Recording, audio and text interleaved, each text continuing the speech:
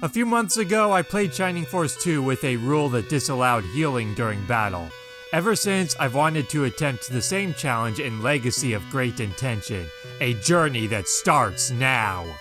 The same rules as Shining Force 2 apply. Healing hit points during battle is prohibited, as is casting the quick and shield spells. I am, however, allowed to heal status effects. I'm also not allowed to save scum during battle, but to be transparent, I did sometimes use save states for the sake of confirming certain things that may have slipped my mind, such as the magical resistances of certain enemies. I also cannot aggress to flee after I've performed any action during a battle, although I can flee if nothing has yet been done during the fight. And if I lose, I must reload to my last save point. Lastly, all characters must be promoted at level 10 unless they join the party at a higher pre-promoted level. The game opens with main character Max training under Varios in the art of swordplay when Varios is called to the castle. Curious about what's happening, Max and his friend Lo investigate. Max makes his way to the castle, where the king drops some exposition about Guardiana's duty to protect a nearby gate. With recent news that the kingdom of Runefaust, formerly known as Protectora, has been poking around said gate, Max is personally recommended by Varios to lead an investigation. He gathers his troops, then departs to the ancient gate. There, a Runefaust battalion is encountered and the first battle begins. I skip recruiting Gong.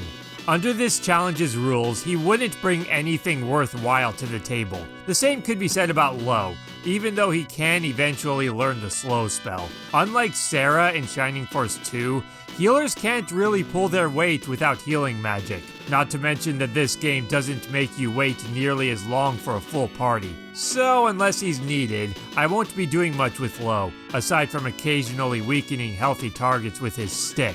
Fighting through the enemy's front line, I left finishing the final goblin in Max's hands. If I learned anything from Shining Force 2, it's the perils of exposing my leader to prolonged combat. Whenever I could get him some easy experience points with minimal risk, I needed to take it, keeping him safe while ensuring that he wouldn't fall too far behind in levels, a necessity that was quickly evidenced by a dark dwarf dropping Max to his knees, despite protection from a high land effect tile. Thankfully, this game's AI is abysmal. That same dark dwarf got a second turn before Max could flee, but instead attacked Tau. I risked keeping Max somewhat nearby in case an opportunity for a killing blow on the Rune Knight presented itself. An effort that was instead given to Lo, who needed to swoop in after Max's failed attempt on the Rune Knight's life. With his dying breath, the Rune Knight reveals that while we were busy here, Runefaust's main force was sieging Guardiana Castle. We make haste, but are intercepted by more of Runefaust's men. Having never been without Gong, I had no idea that his absence meant that Hans couldn't take immediate potshots at the retreating goblins. Not that it mattered. Even after I caught up with them, they just sat there and let Ken and Hans shoot them. Even when Max got in there with his sword, the last remaining goblin decided to relocate instead of fighting back. This sort of pattern was fairly persistent throughout this entire battle, amounting to an easy victory. We return to find Guardiana in shambles. I visit the bar to recruit Gort, then race to the castle.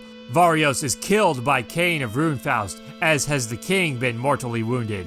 The king pleads that we ensure Runefaust never opens the ancient gate, and asks that we report everything that has happened to his daughter, Princess Anri, who resides in the wizard city of Manarina. May, daughter of Varios, joins the Shining Force to avenge her father, and we set course for the neighboring city of Alterone. But not before grabbing some supplies and visiting the weapon shop, purchasing an axe for Luke, plus a spear for May to allow for ranged combat.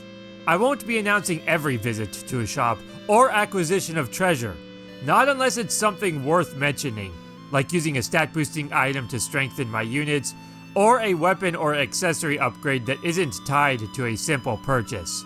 The Runefaust soldiers who block the road to Alterone are joined by giant bats. meddlesome, evasive pests whose bite can afflict the sleep status. Surrounded on two fronts, this marks the first battle where I feel pressured into taking a different approach than normal. Sending my team into the nearby forests and hills, I wait for my foes to come to me as best I can, juggling initiative and the safety of high land effect, knowing that I'll be needing substantial vitality for the Rune Knights patrolling Alterone's gate. Luckily, the giant bats put no one to sleep, and while Lowe's attempt at baiting the dwarves didn't pay off, they were defeated without difficulty. Tao had a chance to slay one with her magic, but I wanted to save what magic points I could for the imminent bats and knights. I tried approaching the northern bats from the defensive cover of the west, but they swooped in sooner than I would have liked. Lo was put to sleep. Before he could awaken, a Rune Knight charged the moment that the final bat was slain. I started forming a defensive line in the woods, but the enemy moved too fast. Tailed by his allies, I had little choice but to throw caution to the wind in retaliation. I attacked from advantageous terrain whenever that action was reasonable, but prioritized offense over defense to not be overwhelmed. Lo awoke quickly and fought just as hard as everyone else. Now was not the time to be holding anything back. Luckily, the enemy engaged us in waves instead of a collective. The battle was tough, but easier than I had anticipated. I even had the leeway to feed the final foe to max. An ominous fortune teller warns us to return to Guardiana. Ken acquires a bronze lance, while Gort and Luke upgrade to middle swords. I then inform King Alterone of Guardiana's destruction. Instead of aiding us, he sells us out to protect his own kingdom. Max is thrown into the dungeon, but quickly broken out by a woman named Chris. She asks us to liberate Alterone from Runefaust's clutches, then joins our team. Much like Lo, she'll only be offering occasional support when needed. We escape through a secret tunnel, but our prison break is short-lived. Kane's forces are already gathered in the city streets, and even though Kane gets called away by an unknown person named Darksoul, he leaves his army to deal with us. I advanced from the west, maintaining my distance from the Dark Dwarves. With careful planning, I dispatched most of them unharmed. Meanwhile, giant bats were coming to provide backup. When they came into range, my priority shifted to them, the last of which was a total pain to hit. Tao's HP was brought low, but the first phase of the fight was an otherwise sufficiently smooth experience. As was the second, albeit with a bit more effort. Rune Knights go down fairly easily by now, but they still hit hard. Max was dropped to critical condition, but I pulled him to safety behind a defensive wall. Max remained safely out of the fray for the rest of the battle, which was brought to a swift close to some purposeful feeding after Tao blasted the 3 final foes with Blaze Level 2. Claiming that Kane had some power over him, King Alterone asks for our forgiveness. As thanks for all that we've done, he reveals a secret passage in his castle that we may use to pursue Kane, a path that leads to the town of Rindo. After grabbing a speed ring for Gort, I learned that Kane had purchased all of Rindo's ships before leaving. With no way to pursue him, we leave Rindo and make our way towards Manarina, hoping to learn more about the legacy of the ancients that Runefaust is hunting, as well as relay Guardiana's fate to Princess Anri. Taking a route that I'm not sure I've ever noticed, I attempted to circumvent the bridge. That triggered the Dark Dwarves to cross the river, of which I took quick advantage. Things were going well until a giant bat pressured Tao. If she fell before reaching the zombies, then all hope was lost. An impending disaster that was avoided. Inspired by noticing that mountain trail, I wondered if I might approach the next wave without crossing the desert. It technically worked for baiting one of the snipers, but that advantage was practically nullified by him getting a second turn before either May or Ken could follow through. Ultimately though, it paid off. Getting the jump on his buddies was simplified when only contending with 2 instead of 3. I closed in on the mages and zombies, then triggered their advance. Tao kicked things off. From there, my main concerns were the Dark Mages and Tao's survival, both of which culminated into disaster almost instantly due to a single blunder. The mages didn't cause too much trouble thereafter, but without Tao's magic, I couldn't afford to hold anything back against the potentially insurmountable zombies. That included making full use of Lo and Chris, who were amongst my strongest fighters thanks to their newly acquired power staves. But when one zombie dropped Max to critical health, Lo had to refrain from killing it, lest its adjacent pal then move in for the kill before Max could escape. With the odds stacked so heavily against me, I wondered if it would be best to simply hold the enemy at bay while Max circled around to Manarina. But I stuck it out. Thanks to some double hits and May's remarkable defenses, victory was narrowly earned. After consoling Anri over the death of her father, she accompanies us to meet a man named Otrent. He instructs us to speak with a wise spirit regarding the key to the accursed door that Cain seeks. To meet her, we require the Orb of Light, which is guarded in the Cavern of Darkness underneath Manarina. Knowing that the initial zombies don't move, I started this battle the same as always, attacking them from a distance while grinding out a much-needed level for Anri. Needing only 3 experience points to level up herself, I also used them to grab an easy level for May. Charging the bridge, I put Max in a compromising position that fortunately didn't backfire. Once the bridge was cleared out, giant bats swarmed around Luke, precluding my passage, requiring me to pick them off with ranged attacks until I could create an opening. When only one remained, I fed it to Anri, then made my way to finishing this rather uneventful battle to acquire the Orb of Light. I give the power ring to May, then use the Orb of Light to summon the Spirit of the Spring. She tells us that the legacy of the Ancients is an evil entity who was sealed away long ago. Now, his awakening is sought by a man named Darksoul. Otrent then instructs us to head to the Eastern Continent so that we can stop Cain from finding the key that Darksoul requires for the summoning ritual. After recruiting Arthur, we return to Rindo with hopes of securing passage to the Eastern Continent. Speaking with the mayor, we learn that his grandson has gone missing, and that if we can find the boy, he'll give us his personal vessel. We quickly discover that someone saw the mayor's grandson enter the circus tent. When we step inside, we find Michaela, the fortune teller from Alterone and an agent of Darksoul. She leaves us to fight her demonic minions. Time to test our mettle against the game's first boss. Aggression and Fortune slew the initial puppets without giving them a single turn, then headed westward to dispatch the giant bats. Because of his expendability, Arthur baited an evil puppet, after which the others followed to their subsequent dooms. I grabbed the steel arrow for Hans, then handled the dire clowns with ease since they never move. All that remained was Marionette, a deadly monster who, between his insane evasiveness, resistance to magic, freeze level 3 that can one-shot most of our guys, and auto HP regeneration, often requires more luck than strategy to defeat. Thankfully, so long as you're not baited by his clowns, success mostly boils down to your party's overall condition upon approaching him, which was very good. After boosting Ken with the power ring to complement his high HP for soaking up magic damage, plus a bonus usage on Hans while waiting for the boss to waste his next turn, I made quick work of him with minimal losses. The grandson was saved, procuring us a ship to the Eastern Continent. Victory was short-lived. Michaela returns to burn down our only transportation to the Eastern Continent. With no more ships to offer, Rindo's mayor advises us to head to the port town of Ulaanbaatar. To get there, we must first head north through Shade Abbey. Just outside the abbey, a bird woman named Ammon asks us to save someone named Balbaroy. We find him in the chapel, which turns out to be a trap. Darksoul confronts Max face to face, then leaves us to be devoured by his army of the undead.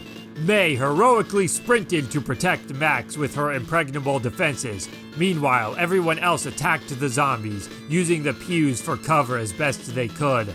Although Tao stayed back to stay out of imminent danger, I didn't want to put her at risk until the enemies were more grouped together for Blaze Level 2. Alas, while I successfully got Max to relative safety, May didn't attract the aggression that I'd hoped. Ignoring her completely, the zombies dealt massive damage to my feebler units, including severely wounding Max and dispatching Anri. Now, at this point of the battle, I had to step away from the game to do some things. When I returned, I was so distracted by that interruption that I forgot to resume the recording. I could have redone the fight, but that would have sullied the authenticity of the challenge. Anyway, I was quickly being swarmed. At only 1 HP, Max was effectively removed from the fight while everyone else formed a defensive wall to protect him. Several missed attacks made it tough to defeat these already resilient adversaries, but a few double hits offered some compensation. On a couple of occasions, I tried sneaking a kill for Max on wounded foes, but every one of those attacks missed, including both from a double attack. Thankfully, Luke stepped in to save him both times before disaster struck. While slowly advancing, my wall held thanks to units like May and Gort, although Lo, Arthur, and Chris were all felled in single blows. Tao eventually succumbed to poison, but not before getting off some life-saving Blaze Level 2 casts on pairs of zombies and skeletons. Soon it was down to just the ghoul, with most of my tougher units still kicking. He put up a decent resistance, but was finished off by a power-boosted Hans, dishing out exactly the damage needed. Balbaroy is saved. He and Emin join our ranks as thanks for helping them. We then make our way to Bastoke en route to Ulaanbaatar. The men of Bastoke are being forced by Runefaust to dig in the quarry. An archer named Diane joins up with us to help rescue them, but I won't be using her. And going forward, unless a new recruit is pertinent to summarizing the plot, I won't be mentioning them unless they're added to my active party. As of right now, Balbaroy is the only one of the 3 new recruits to join me in battle, to whom I pass the power ring. On the way to the quarry, an alchemist asks us to retrieve the Moonstone. With it, he can concoct Lunar Dew, which is the only way to heal a quarantined beastman named Xylo of his recent madness. Just as we arrive at the quarry, we overhear that the Runefaust soldiers have just finished digging up something called the Laser Eye. This battle was uneventful. Balbaroy, boosted by the power ring, got a jump on the Dark Elves to help clear out the enemy ambush, and I fed some of my straggling units when I could. But all in all, nothing of note really happened here. A plain, straightforward battle. The men are saved, and the Moonstone is acquired. After getting patronized by Nova, the cured Xylo replaces Lo in our lineup. Time to proceed northward towards Ulaanbaatar. This battle was also a cakewalk. Even when under fire, many enemies simply did nothing. And if they did move, it was usually to focus on units they couldn't harm. The only trace of difficulty came from my focus on efficient development, keeping an eye on experience values and accordingly deciding when to damage or kill targets. I did my utmost to maximize my overall gains, since experience points don't carry over when your level increases. Aside from that and struggling to hit a couple Pegasus Knights, this was another inconsequential fight. I returned to Bastoke to promote May, Ken, and Xylo, then move on to the next fight. While waiting for the Laser Eye to fire, I took out the initial Lizardman, and Balbaroy dueled a Pegasus Knight. After it fired, I rushed the bridge. Tao took early damage, but was saved by Balbaroy, Anri, and May. Although I wasn't too thrilled about relying on May, I would rather focus on my non-promoted units, but this fight didn't wholly grant me that luxury.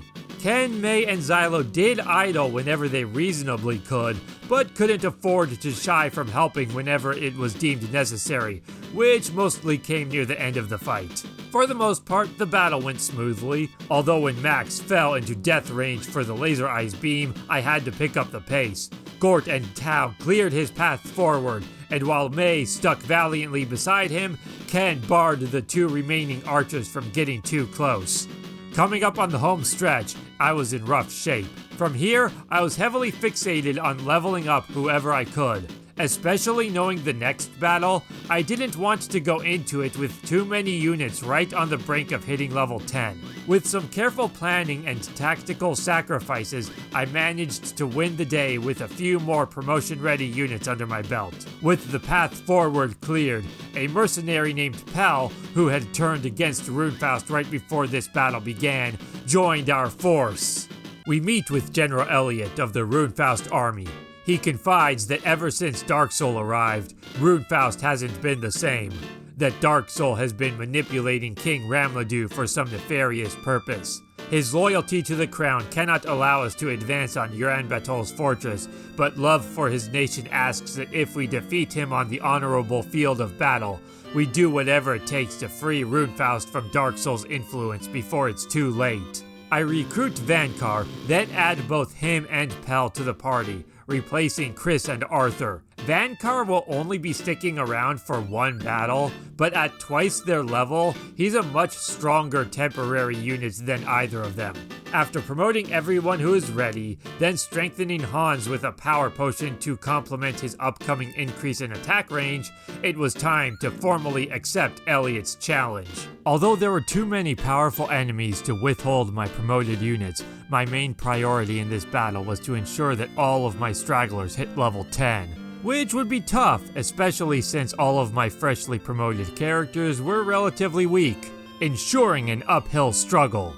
I approached the first wave from the south, hoping to use the small patch of tall grass to my advantage. Having never attempted that, the enemy force advanced to intercept sooner than I anticipated. I wanted to fall back into a better formation, but the Pegasus Knights were coming in too hot. I had to stand firm and push back. I got off several first attacks, but the enemy's retaliation was fierce. Anri roasted a pair with Blaze, and May scored a solid double hit, helping immensely with tipping the scales in my favor. Vankar also participated at full throttle, and when Anri hit level 10, she continued to assist. So long as she didn't gain another level, her participation didn't break any rules. The Heat Axe Lizardman took out Xylo, but thanks to Pell avenging him before the Lizardman could take a second swing, that was surprisingly my only casualty. Although many of my survivors were at 50% or fewer HP, most of whom were dropped to that state by single attacks. It was far too early to celebrate. Pell's defense was more than enough to effortlessly soak up Silver Knight attacks, placing him up front. Everyone else backed off to let Pell handle them mostly on his own, but when they ignored Pell to get closer to Max, I responded accordingly. Except for Balbaroi, who still hung back to protect the power ring. Partially thanks to the Dark Priests watching instead of helping, the second wave fell much easier than the first. Pell passed the Heat Axe to Luke, then I advanced on the final group. Tao was poised to cast Sleep on an enemy priest, but Pell stepped it up, taking out both the priest and his own assigned artillery before Tao could get the chance to back him up. Since Elliot wasn't making the first move, I got into position, had Balbaroi set us up with the power ring, then waited for Elliot to waste his next turn. After 2 consecutive critical hits and powered up attacks from Hans and Luke, he went down without once swinging his sword. We visit the nomads of the Pau Prairie for one last rest stop before Urianbatol. I promote my remaining stragglers, grab an elven arrow for Hans and a steel sword for Max, feed 2 defense potions to Max, 1 to Xylo, and a bread of life to Balbaroi. I still had a few stat boosting items, but was either not yet sure what I wanted to do with them, or was saving them for specific future recruits. Speaking of which, Vankar is replaced by Domingo, at long last relieving my party of all its dead weight. I was very tempted to also include Guns, but opted against. Considering some of my long-term plans, I didn't want to commit the mobility ring to him just so he could be viable. Not to mention that he would reintroduce the need to feed a non-promoted character. We infiltrate Urianbatol Fortress, an invasion that's portrayed much better in Rise of the Dark Dragon. Now that my party is devoid of significant stragglers and dead weight, this was the easiest battle yet. At last, I could cut loose without self-imposed inhibitions for the sake of everyone achieving promotion in a timely manner. Pell led the charge up the first ladder, using his high defense to safely bait the enemies without causing too much congestion. From there, I plowed through the fortress with ease. Sure, I lost Tao after she burned a single flying target instead of 2 ground ones, and I stretched out the end a bit to give the last priest kill to Domingo, since he's the only one who can gain substantial experience points from them. But that was it. We run into Ernest, a man who has come to avenge his family that was killed by Balbazak, the Runefaust general in charge of this fortress. He helps us infiltrate deeper into the fortress, then we head to the port to confront Balbazak and commandeer a boat. Gort, Balbaroy, and Ken quickly form a protective circle around Max after he's almost instantly taken out by an artillery's double attack. Tao blasted a group of 4 with Blaze Level 2, as did Luke with the Heat Axe. Fearing a prolonged battle, May and Pell slipped past the enemy's front line to dispatch their healer. When given the chance to destroy an artillery, Domingo instead blasted a Sea Bat with Freeze, guaranteeing a hit on a flying target while also helping to form a desperately needed wall to protect Max in the future. I just needed Max to actually get out of there before the adjacent bat attacked him. Tao also had an opportunity to decimate the Sea Bats, but I've always had an aversion to wasting experience points on multi-kills. Since Tao only needed 4 experience points for her next level to boot, I didn't really want her to score a single kill, let alone multiple, so weakened one bat instead while hoping that wouldn't cost me. Does anyone else feel that way when playing any Shining Force game? Let me know in the comments. Anyway, once everything calmed down, it was time for Balbazak. And if you're familiar with this fight, then you probably know exactly how this went. After sweeping away the Hellhound and Evil Puppet, I passed the power ring to Hans, then bombarded Balbazak with ranged attacks while he didn't fight back because his AI is programmed to never move. We spare Balbazak, but he's promptly killed by Dark Soul. With a ship acquired, we set sail for the eastern continent. After a week at sea, our ships attacked by monsters. I divided my team into 2 groups while waiting for enemies to draw near. As they did, I scattered as needed to fight them off. Neither too aggressive nor passive in my approach, victory was easily claimed. The ship was damaged during the fighting. Luckily, a mermaid named Shell welcomes us to get it repaired in the town of Worrell. The multifaceted king agrees to oversee those repairs while we enjoy the town. I grab the mobility ring and give it to Max. Not only should that help him escape from danger, it should also let him stay safely back while still being able to get into the fray at a moment's notice. I also feed a bread of life to Tao and a defense potion to Balbaroy. Despite warnings, I sail the small ship we've been lent into Ring Reef in search of a priest who's gone missing. Almost instantly, my boat is destroyed by the strong current. When Max awakens, he's met with the missing priest. The priest explains that Ring Reef's water has suddenly receded, from which emerged a strange creature. Believing that there might be some connection to a legendary shining path that leads to Metafa, the land of the ancients, we delve into the unveiled ruins. Our investigation encounters a wizard currently invoking the Shining Path. He recognizes the Shining Force and attacks! Domingo lured a Sea Bat into a questionable situation. While he and Pell cleaned that up, everyone else moved into the central intersection. As more bats were incoming, I patiently waited them out ere advancing further. I could have taken the initiative, but that might have triggered additional enemies while failing to swiftly slay the bats. Although one of those failures did result in a level up. With the bats defeated, Tao led the charge, blasting the central enemy force with Blaze Level 3, followed swiftly by a cleanup crew that split off in 3 directions. While a Hellhound carried his weight, the skeletons proved themselves far less competent. A less intelligent Hellhound charged to its imminent doom. Then the battle was won by converging on the Master Mage's last line of defense. The Spirit of the Spring reveals that the key to the accursed door can be found in Metafa through the Shining Path. Alas, before we can step through, the Master Mage uses his last ounce of strength to collapse the gate, yet hope remains. The Spirit explains that to revive Dark Dragon, the legacy of the Ancients, requires both the key and a manual of the seal. The book can be found in Dragonia, and a second Shining Path resides in the town of Prompt. We inexplicably leave the priest stranded, then board our repaired ship, only to be instantly attacked by monsters again. My advance was immediately met with aggression. I mostly prioritized the Sea Bats, but not by disregarding the conchs entirely.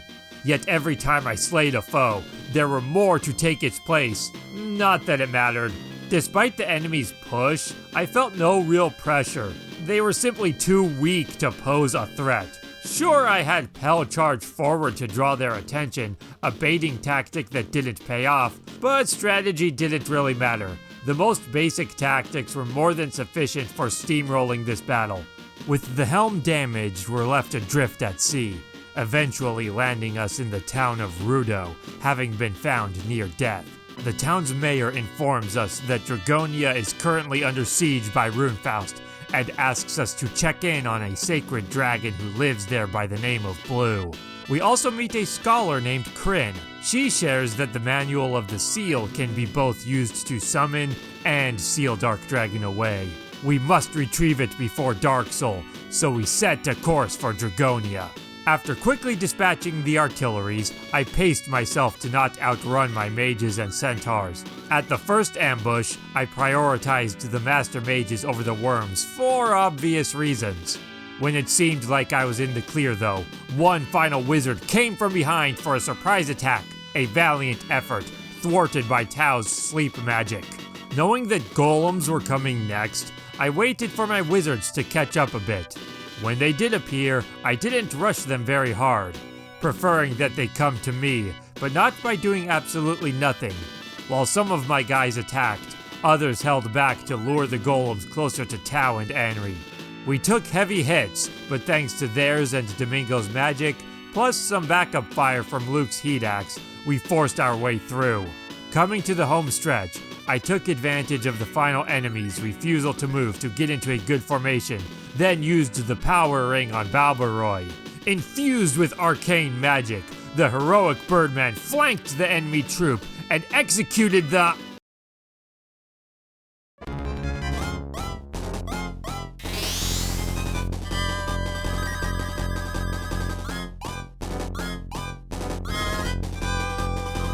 With the trusty wind at his back, the heroic Birdman flanked the enemy troop and bravely drew their fire away from my main force, creating an opening through which I wiped them out before they knew what hit them. I scoured Dragonia for a broadsword for Balbaroy and a halberd for May. We meet Blue, the last of the sacred dragons. Karen, mayor of Rudo, chastises his cowardice. Then 2 seconds later, he overcomes his fear to save his friend and join our ranks. He'll be replacing Ken in our party. But first, I run into Kane. He claims that it's finally time for him and Max to fight, and honorably gives us a chance to prepare back at headquarters. We do exactly that. Blue joins the active party and is given the mobility ring so that he can keep pace with Balbaroy. I also swapped the heat axe to Gort to better balance his attack strength with Luke's, then emerged to confront Kane. Joining us not promoted, Blue needed to hit level 10 during this fight. To do that, I sent him to confront the gargoyles with support fire from Hans. The gargoyles did nothing but cast Muddle, while the combined strength of Blue and Hans was exactly enough to take them out. After giving Blue 2 kills and Hans 1, they both leveled up and it was time to begin the proper assault. I blasted through the enemy's seemingly strong formation while the AI did what it does best. Then used arrows and freeze level 3 to bring down 2 of Kane's personal guards while they watched. That tedious yet effective tactic wasted almost all of their High Priest's magic points. I strengthened Balbaroy, then just like before, tasked him with initiating combat by defeating the enemy priest in a single... God damn it. Well, no going back now. Withholding Max to not let him anywhere near Kane's Sword of Darkness, I rushed in. Blue proved his bravery by distracting Kane. Thanks to that bravery, Kane and his men fell without my side suffering a single casualty. Kane's mask shatters, revealing that he's been under Dark Soul's control this whole time. I promote Blue, feed him a power potion and legs of haste, then meet up with Kane in the village shrine. Together with Max, they open the magically locked door that leads to the Manual of the Seal. But thanks to us doing that, Dark Soul is able to snatch the book, while also boasting that he already has the key. Kane attacks him, then the two of them disappear. Having won the battle but lost the war, I return to Rudo to relay what happened. Kryn summarizes a newly read passage about how the sacred dragons were entrusted with guarding the manual to ensure that Dark Dragon never awakens, and that a sword called the Chaos Breaker can raise the castle of the ancients from the sea. As we leave Rudo, Michaela appears. She dares us to come to her demon castle, assuming, that is, we can even make it there. Blue desperately needed to catch up, making that a chief focus of this battle. I gave him the power ring to grant his pitiful strength and edge, while also keeping the mobility ring to not fall behind Balbaroy. Using Domingo as bait, Blue's mass feeding started with a gargoyle. When Balbaroy soared to intercept a Belial, Blue couldn't quite catch up, so bolstered Balbaroy to instead focus on a second gargoyle, leaving the south in the talons of the bird. Until a second Belial made a move, demanding that I focus on the greater threat. I walled off the gargoyle to save it for Blue until its deadlier cousins were slain. After the gargoyles were slain by a bit of patience, many missed attacks, and one backup hit from Xylo to level him up, Balbaroy swooped ahead to clear the forward path. My forces scattered so an incoming Belial couldn't multi-target with bolt magic. Then Tau helped Blue score another kill. He then flew ahead to confront a high priest while everyone else was squeezing through the mountains. Tau attempted to silence one of the master mages, but ignoring them until Blue could circle back around was otherwise too dangerous. Coming to the next group of mages, Max put himself in harm's way to bait them. A tactic that technically worked, even though neither baited wizard actually attacked. The rest of the battle was a straightforward advance through obnoxious terrain. Nova says that Michaela supposedly possesses a powerful weapon called the Sword of Light. We accept her invitation into her demon castle to defeat her and claim that indispensable tool. Luke baited the gargoyles to their doom. Then Anri and my flyers made quick work of the bow riders. After watching us tear through the master mages with ease thanks to them refusing to take initiative, a Belial learned from the folly of their idling. After letting him die alone, the other Belials moved to avenge him. I pulled Blue back a bit, not wanting to risk losing the power ring by extension of him falling before I could reach Michaela. Once I was situated for that final charge, Blue used the power ring on May, then everyone charged. While Balbaroy and Domingo circled around for better striking positions, the Duelahands were quickly slain and Gort took the first swing at Michaela. Unleashing loads of magic, a critical hit, and multiple power ring boosts, Michaela fell. Hans drank a power potion, and May took unequipped hold of the black ring. Max armed himself with the white ring and the Sword of Light. Our next destination, the city of Prompt, where the Shining Path and Metaphor supposedly await. At Prompt Castle, we're thrown into jail under accusation of being spies. Broken out of jail, then overhear that Prompt's army is struggling to stop Dark Soul at the nearby Tower of the Ancients, making the king inexplicably trust us to step in where his troops have failed. Yet he then doesn't let us actually do that until Kane, who we find recovering from his battle against Dark Soul, personally vouches for us. Is it just me, or does that whole sequence that just happened not make any sense? Before leaving, I recruit Musashi, have him replace Gort, and give him the evil ring for casting magic. I return the heat axe to Luke, and give the speed ring to Pell, then finally use a lingering bread of life on Luke. A Belial got the jump on us by doing nothing instead of zapping us with bolt magic. My slower units were left in the dust, while those who could navigate the rough terrain kept advancing on the Duelahands and jets before I took too much damage. Pell miraculously swiped a Doom Blade. I'll be passing that to Musashi after this fight. It won't likely see any action, but could come in handy should I ever be backed into a desperate corner. The longer the battle lasted, the more divided my party became. But thanks to skillful maneuvering from Blue and Balbaroy, the overall damage received on my end in spite of any pressure was surprisingly minimal. Max helped turn the tide with the Sword of Light when he caught up, as did Blue when he cast the power ring on himself when his natural strength wasn't quite cutting it. A mostly easy battle, especially since the torch eyes just hung back while the bulk of the fighting was taking place. We arrive at the Tower of the Ancients. After choosing Musashi over Tau for the Turbo Pepper, I confront Dark Soul's forces. After an unfortunate start, Musashi advanced to secure the staircase while everyone else dealt with a couple troublesome machines. My flyers bypassed the wall to fight some ice worms. Once the path was cleared, the rest of my team raced against converging enemies to support them. A frantic engagement through which all of my units survived, thanks to Balboroy making a tactical retreat. Blue powered up Hans so that while everyone else moved further up the tower, he could stay behind to snipe a couple robots that either couldn't or wouldn't defend themselves. I ran into a bit of congestion when May rushed to the second staircase, but I was better equipped for the situation than the enemy. When only the Demon Master remained, my flyers swooped in for an easy kill. Tarasu and Aleph, prompt soldiers assigned to defend the tower, tell us that Dark Soul is just up ahead. Max ascends the tower, but it's too late. Dark Soul claims that the Castle of the Ancients is already rising and the Dark Dragon will soon awaken. As he's about to eliminate Max, Kane arrives to fight Dark Soul at the cost of his own life. With Kane's final breath, he instructs Max to head to Metapha. Before returning to Prompt and the Shining Path, I give the Valkyrie to May and pass her halberd to Pell. Back at Prompt, Otrent arrives. He recommends that we forge the Chaos Breaker, an ancient weapon capable of opposing Dark Dragon. In agreement, King Cusco hands over the Sword of Darkness that Kane had entrusted to him and grants us permission to use the Shining Path. I equip Balboroy with the Sword of Darkness. Its cursed effect could backfire, but the extra strength could also be quite helpful in the coming battle. We meet the Spirit of the Spring in Metapha. She claims that the Chaos Breaker may be able to reseal Dark Dragon after he awakens, and instructs us to follow Adam, an android who knows how to forge the Chaos Breaker.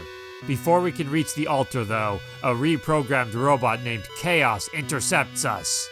Tactically assigning my soldiers by accounting for remaining targets and which characters had already taken their opening round turn, several foes were safely felled by our mighty spells and weapons.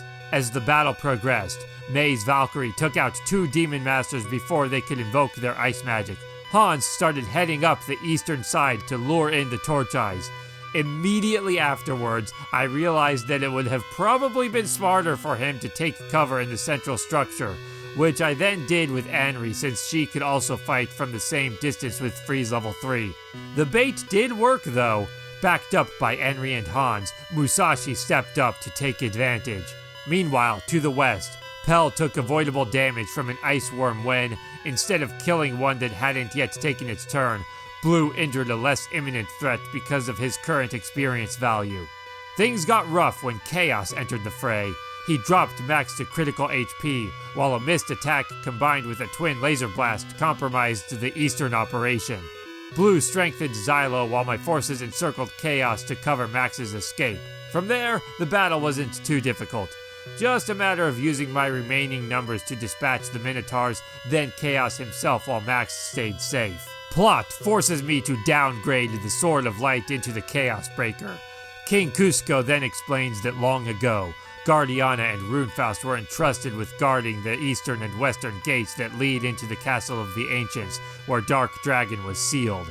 Having now learned the truth behind why Guardiana was targeted by Dark Soul, we head south towards Runefaust, taking the battle to the enemy's front door. I inched towards the Demon Masters without triggering them, then ordered my high mobility units to charge. Killing one with Xylo coaxed the other into defending himself with his stick instead of magic. With enemies incoming, I couldn't wait for my stragglers to catch up. Domingo drew in a Minotaur, then soared ahead to fight another. By the time they were slain, replacements were on the way, keeping the battle moving while half my team was still fighting the woods. I formed a line and then let them come to me. While that fierce fight was underway, a powered-up Blue gambled to defeat a horseman. The pressure was on him now, but Balboroy and Xylo were on their way to help after Max cleared their path. Blue got another archer while strengthened, but the 3 of them were exhausted and outnumbered. By the time that more aid could arrive, Blue had fallen. Nevertheless, the threat was behind us. While most of my remaining forces headed east to kill a couple isolated skeletons, Anri and Tao stayed behind to defeat the one guarding Runefaust's gate. We finally arrived in Runefaust. I recruit Hanzo to replace Xylo. Then, as per Otrent's instructions back at Prompt, speak with Mahata. He urges us to stop Darksoul, and warns that King Ramladu, who's nothing more now than one of Darksoul's puppets, will likely stand in our way. At Runefaust Castle, Darksoul claims that he doesn't have time to deal with us, for the summoning of Dark Dragon awaits. He leaves us with Ramladu, whom we must fight in order to pursue Darksoul further. The Chimeras were as obnoxious to hit as ever. Thanks to freeze and magical armaments, the first two fell with relative ease. Although I wouldn't have taken any damage at all had Domingo learned freeze level 3 one action sooner. While all of the remaining enemies idled, I patiently waited for Blue to fetch the Atlas and Halberd, which he distributed to Luke and May. Tao baited the Chimeras into going after Musashi and Max. Then I threw everything I had at them, prioritizing the use of magical weapons whenever possible to circumvent their unparalleled evasiveness, just so long as the gear wouldn't break. Even if they resisted the magic, a little damage was better than an almost guaranteed miss. Once they were gone, the rest of the battle was fairly simple.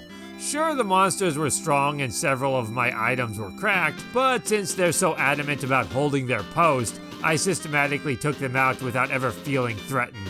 Ramladu summons his machine army, immediately initiating the next battle. I cast Aggress to revive fallen comrades, repair damaged gear, and pass the second Atlas to Luke and the Black Ring to Pell. Going into this fight, I wished that Anri knew Bolt level 2, and that I still possessed the Sword of Light. Prioritizing the Torch Eyes, I tore through Ramladu's machines. There was a bit of a scare when a steel claw snuck through the chaos to nearly exterminate Max with a surprise strike, prompting Musashi and Hans to shield him, diverting a potential follow-up. Second round, my focus shifted to the steel claws since they boasted superior agility to the Torch Eyes. I knew that I could finish all of them off before this round ended, so I took the approach that would be the least likely for any of them to take action. Only King Ramladu remained. With only Domingo down from the machines, overwhelming him was a breeze. With his dying breath, Ramladu returns to his senses. He asks that we please stop Darksoul, otherwise all of Rune will be destroyed. At the Western Cape, Max holds the Chaos Breaker to the sky, raising the Castle of the Ancients from the sea and opening the gate leading into it. Within the castle, we are greeted by its guardian, a creature known as Colossus, who has no intention of allowing us to reach the inner chamber. Fearing the three chimeras more than a single dragon, my forces focused on welcoming them as best as they could, keeping just outside the range of the oncoming blue dragon so that it couldn't get us with a first strike. A difficult fight ensued, but with only one casualty, it could have gone a lot worse. In fact, more so than the monster's claws, my greatest wound was that I only got one use out of the evil ring. Crossing the bridge got the attention of a blue dragon and a chimera. Wanting to avoid fighting them in tight quarters, I pulled back, luring them to the prior chamber. Alas, some wonky turn order blessed the chimera with 2 nearly consecutive turns, preventing Domingo and May from pulling out in time. More disadvantageous turn orders threw off my strategy for Anri slaying it with freeze level 4, giving it a second attack. But at least the blue dragon went down according to plan. I replicated that strategy for the remaining dragon and chimeras. Their approach was trickier, but ice magic from Max, Domingo, and Anri compensated smoothly. I gathered halfway across the bridge, then waited for Tao to lead the charge, knowing her level 4 blaze could instantly destroy one armed skeleton. The jets moved in, which weren't inherently worrisome, but they barred my march on the much more threatening horseman. Thankfully, Max had just gained a powerful defensive level up, drastically reducing the damage received as a consequence of that hindrance. Lastly was Colossus. By keeping my team grouped together, instead of splitting up as I normally would, defeating him was effortless. I didn't even care about the heavy bolt damage inflicted by the third head. We find Darksoul in the inner chamber, conducting the summoning ritual. Before fighting him, I retreat to prepare, which included giving Pell the Devil Lance and Anri the Demon Rod. I don't equip them, and it was unlikely that I would actually use them. but a long and grueling battle awaits. I want to have their high attack power as a trump card, just in case. Likewise, I hand Pel's Power Spear to May in case he needs it later, since his inventory was presently full. Having to do 2 fights in a row, I needed to defeat Dark Soul with minimal casualties. Otherwise, I may not have the strength afterwards to overcome Dark Dragon. While most of my force stood by, Hans and Pel intercepted an incoming Steel Claw. Hans and Max then utilized their impeccable reach to destroy 2 defenseless Torch Eyes. Anri and Musashi could have helped, but I didn't want to waste Anri's MP, nor risk the evil ring getting damaged needlessly. After the Torch Eye on the left passed on its next turn, my 3 flyers flew in fast. That advance triggered some enemies to start moving, but their path cleared the way for Blue, Domingo, and Balbaroy to perform the same maneuver on the right side Torch Eye, an unopposed assault that threw the AI into confused scrambling. I pulled back, destroyed an aggressive Steel Claw, then sent everyone eastward. I sprinted, then inched along until situated just outside of the next Steel Claw's attack range. When the enemies still didn't move, I assessed the situation and got an idea. Blue handed the mobility ring to Tao, and a few units swapped places.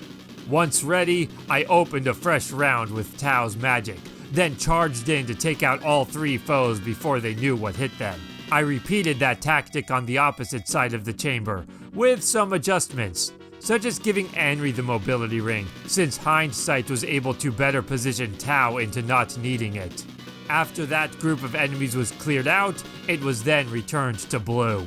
My next march lured out 2 blue dragons, after which I returned to the central path to draw the remaining robots away from Dark Soul without provoking the Devil King himself.